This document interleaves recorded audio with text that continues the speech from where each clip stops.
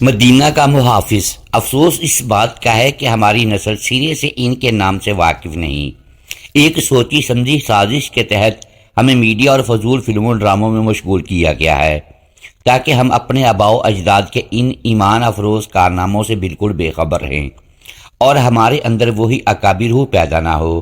اب وقت آ گیا کہ ہم دوبارہ اپنے ان اسلاف کو زندہ رکھیں جو اللہ اور رسول صلی اللہ علیہ وآلہ وسلم کے نام پر مر مٹیں۔ اپنے بچوں کو اس قسم کے واقعہ سے ان کی تربیت کریں تاکہ دشمنان اسلام کو ایک بار پھر فخر الدین پاشا کا سامنا کرنا پڑے۔ تو آئیے چلتے ہیں اس ایمان افروز واقعے کی طرف۔ فخر الدین پاشا، مدینہ کا محافظ۔ یقیناً آپ اس نام کو پہلی بار سن رہے ہیں۔ یہ خلافت عثمانیہ کا وہ بہادر جرنیل تھا جو اکیلا تنہا عرب باغیوں اور برطانیہ اور اس کے اتحادی افواج سے 72 دن تک لڑتا رہا، اور بعد میں برطانیہ نے اس کی بہادری اور دلیری سے متاثر ہو کر ان کو صحرائی چیتا یا ٹائیگر آف دی ڈیزرٹ کا خطاب دیا تھا۔ تاریخ اسے مدینہ کا محافظ کے نام سے یاد کرتے ہیں۔ وہ خلافت عثمانیہ کا ایک بہادر جرنیل تھا، لیکن جس چیز نے اس کی شخصیت اجاگر کی وہ تھا اس کا حضور صلی اللہ علیہ وآلہ وسلم سے تعلق اور عشق۔ پہلی جنگ عظیم کے دوران برطانیہ تقریباً ہر جگہ سلطنت عثمانیہ کے ہاتھوں شکست پہ شکست کھاتا جا رہا تھا، تو اس کو ایک چال سوجی۔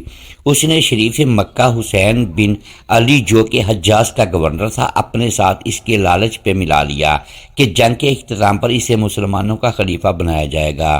شریف مکہ نے خلافت عثمانی کے خلاف بغاوت کر دی اور مکہ اور جدہ پر قبضہ کر لیا۔ اس کے بعد وہ مدینہ کی طرف بڑھا۔ اس کے ساتھ انگریز اور فرانسیسی فوجیں بھی تھیں اور لانس آف عربیہ نامی بدنام زمانہ جاسوس بھی تھا۔ انہوں نے 1916 کو مدینہ کا محاصرہ کر لیا۔ یہ محاصرہ 1919 تک جاری رہا کیونکہ ان کو یہاں کے عثمانی جانشاروں کی طرف سے سخت مزاحمت کا سامنا کرنا پڑ رہا تھا۔ اس وقت مدینہ شریف کا دفاع ایک عثمانی سپہ سالار فخری پاشا یا عمر فخر الدین پاشا کے زیر نگرانی تھا۔ یہ شخص انتہائی دلیر اور صاحب ایمان تھا۔ مدینہ منورہ کے باسی اس کی بہادری اور حسن انتظام پر اسے بہت پسند کرتے تھے۔ عربوں کی غداری کی وجہ سے عثمانیہ کو شدید دھچکا لگا اور برطانیہ اور اس کی اتحادی بڑی تیزی سے عثمانیہ کے علاقوں کو اپنے قبضے میں لیتے جا رہے تھے۔ عثمانیہ کے اتحادی بلغاریہ کے ہتھیار ڈالنے پر جرمنی نے بھی ہتھیار ڈالے اور اسی وجہ سے بالآخر سلطنت عثمانیہ کو بھی برطانیہ اور اتحادی کے سامنے ہتھیار ڈالنے پڑے۔ اس وقت شریف مکہ اور ان کے بیٹے علی فیصل اور عبداللہ اس خیال میں تھے کہ اب فخر الدین پاشا بھی ہتھیار ڈال دے گا اور مدینہ اس کے ہاتھ آ جائے گا، لیکن فخر الدین پاشا نے ہتھیار نہیں ڈالے اور برابر لڑتا رہا۔ مدینہ شہر کو سامان رسد پہنچانے والے ٹرین کو انگریز ناکارہ کر چکے تھے اور اسی طرح فخر الدین پاشا کو باہر سے کوئی امداد نہیں پہنچ رہی تھی۔ محاصرہ کے دوران مدینہ پر 130 بار حملہ کیا گیا اور 30 اپریل 1918 کو مدینہ مقدس سرزمین پر 300 بم برسائے گئے۔ کھانے پینے کی چیزیں ختم ہو چکی تھیں اور فخر الدین پاشا اور اس کی فوج ٹڈے کھاتے رہے، لیکن ہتھیار نہیں ڈال رہے تھے، اس لیے کہ اس کو خواب میں حضور صلی اللہ علیہ وآلہ وسلم نے حکم دیا تھا کہ ہتھیار نہیں ڈالنا۔ ایک ترک مصنف لکھتا ہے، ایک مرتبہ 1918 میں جمعہ کے دن فخر الدین پاشا مسجد نبوی میں نماز کے دوران خطبہ دینے ممبر کی سیڑھیوں پر چڑھنے لگا تو آدھے ہی راستے میں رک گیا اور اپنا چہرہ حضور صلی اللہ علیہ وآلہ وسلم کے روضہ مبارک کی طرف کرتے ہوئے عرض کیا، اے اللہ عز و جل کے رسول صلی اللہ علیہ وآلہ وسلم، میں آپ صلی اللہ علیہ وآلہ وسلم کو کبھی نہیں چھوڑوں گا۔ اس کے بعد اس نے نمازیوں اور جانشاروں سے ولولہ انگیز خطاب کیا، مسلمانوں، میں تم سے حضور صلی اللہ علیہ وآلہ وسلم کا نام لے کر لڑائی کی اپیل کرتا ہوں، جو اس وقت میرے گواہ بھی ہیں۔ میں تمہیں یہ حکم دیتا ہوں کہ دشمن کی طاقت کی پرواہ نہ کرتے ہوئے ان حضور صلی اللہ علیہ وآلہ وسلم کا اور ان حضور صلی اللہ علیہ وآلہ وسلم کے شہر کا آخری گولی تک دفاع کرو۔ اللہ عز و جل ہمارا حامی و ناصر ہو اور حضور صلی اللہ علیہ وآلہ وسلم کی برکت ہمارے ساتھ ہو۔ ترک افواج کے بہادر افسروں، اے چھوٹے محمدیوں، آگے بڑھو اور میرے ساتھ مل کر اللہ عز و جل اور اس کے رسول صلی اللہ علیہ وآلہ وسلم کے سامنے وعدہ کرو کہ ہم اپنے ایمان کی حفاظت اپنی زندگیاں لٹا کر کریں گے۔ اس کے بعد فخری پاشا نے کہا کہ اسے خواب میں حضور صلی اللہ علیہ وآلہ وسلم نے حکم دیا تھا کہ وہ ابھی ہتھیار نہ ڈالے۔ اگست 1918 میں جب اسے شریف مکہ کی طرف سے پیغام آیا کہ ہتھیار ڈال دو تو اس نے ان الفاظ میں جواب دیا: فخری پاشا کی طرف سے جو عثمانی افواج کا سپہ سالار اور سب سے مقدس شہر مدینہ کا محافظ اور حضور صلی اللہ علیہ وآلہ وسلم کا ادنا غلام ہے، اس اللہ عز و جل کے نام سے جو ہر جگہ موجود ہے، کیا میں اس کے سامنے ہتھیار ڈالوں جس نے اسلام کی طاقت کو توڑا اور امیر المومنین کی خلافت پر خطرے کا سوالیہ نشان ڈالا اور خود کو انگریز کے ماتحت کیا؟ جمعرات کی رات میں نے خواب میں دیکھا کہ میں تھکا ہوا پیدل چل رہا تھا، اس خیال میں کہ کس طرح مدینہ کا دفاع کیا جائے۔ اچانک میں نے ایک جگہ پر خود کو نامعلوم افراد کے درمیان پایا جو کہ کام کر رہے تھے۔ پھر ان میں سے میں ایک بزرگ شخصیت کو دیکھا، وہ حضور صلی اللہ علیہ وآلہ وسلم تھے۔ انہوں نے اپنا بایاں ہاتھ میری پیٹھ پر رکھا اور مجھ سے تحفظ کا احساس دلانے والے انداز میں کہا: میرے ساتھ چلو۔ میں ان کے ساتھ 3-4 قدموں تک چلا اور پھر بیدار ہو گیا۔